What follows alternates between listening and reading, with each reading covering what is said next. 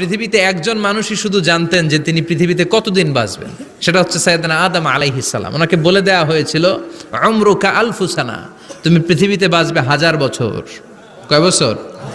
সাইয়েদনা আদমের সামনে অনেকগুলো রুহু রাখা হলো। সাইয়েদনা আদম বললেন, এরা কারা? আল্লাহ বললেন, এরা হচ্ছে নাসালুক, তোমার বংশধর, পৃথিবীতে তোমার পর এরা পৃথিবীতে আসবে।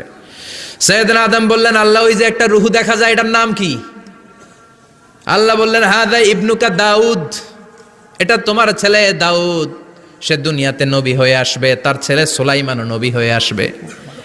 সাইয়েদনা আদম বললেন, মাবুদ, আমার ছেলে দাউদের কত বছর হায়াত আপনি দিয়েছেন? আল্লাহ বললেন, 40 সানা, মাত্র 40 বছর, 4 ইয়ার্স, 40 বছর তোমার ছেলেটা বাঁচবে। ও আল্লাহ, আমি বাঁচবো কয় বছর? তুমি বাঁচবা 1000 বছর। সুবহানাল্লাহ। সাইয়েদনা আদম বললেন, মাবুদ, এত ফুটফুটে সুন্দর আমার ছেলে দাউদ, মাত্র 40 বছর দিলেন কেন? জিদ মিন উমরিহি, বাড়ায়া দেন। কি করেন? সুপারিশ করতেছে পোলার লাইগা। কে? বাবা। আল্লাহ আপনি বাড়ায়া দেন। আল্লাহকে বাড়ানো যাবে না, লেখা হয়ে গেছে। রুফিআতিল আকলাম ওয়া জাফফাতিস সুহুফ, কলম তুলে নেওয়া হয়েছে আর কালি শুকায় গেছে, আর কিছু করা যাবে? সাইয়েদনা আদম বললেন, মাবুদ, আমার 1000 বছর কেন দিলেন? আমার এই সুন্দর ফুটফুটে ছেলেটারে মাত্র শুধুমাত্র 40 বছর কেন দিলেন? ও মাবুদ, আমার 1000 বছরের দরকার নাই, আমার 1000 বছর থেকে 60 বছর আমি আমার ছেলেরে দিয়ে দিলাম। দাউদ আলাইহিস সালাম বাঁচবে 40 বছর, তো বাপ আদম যদি আরো 60 দেয়, 40 আর 60 মিলে কত হয়? 100। ভালো হিসাব বোঝে এরা, 100।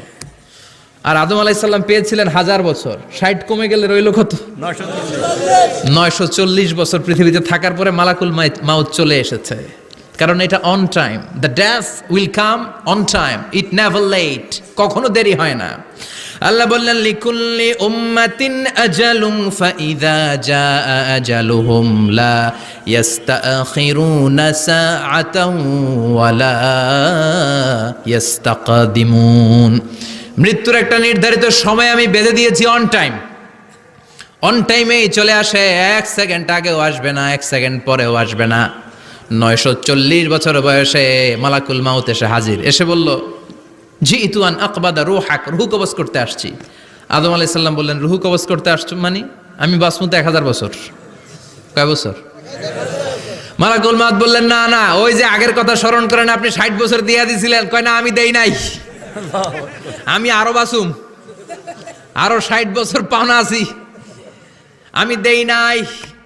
মালাকুল মাউত বললেন, আপনি দিয়েছেন। আদম বলে, দেই নাই। মালাকুল মাউত বলে, আল্লাহ ঘটনা দেখেন, দিয়া কয় দেই নাই। আল্লাহ কয়, থাক, কথা কইস না, আয়া পর।